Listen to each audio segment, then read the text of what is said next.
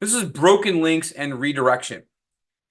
So there is an impact of this. So broken links, sometimes called dead links, are hyperlinks that lead to non-existent web pages. They can be on your own website or on external websites, but we're talking really more internally.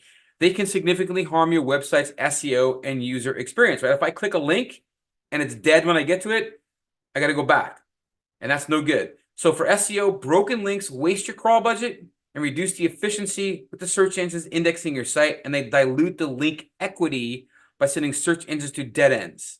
So link equity is basically, a value.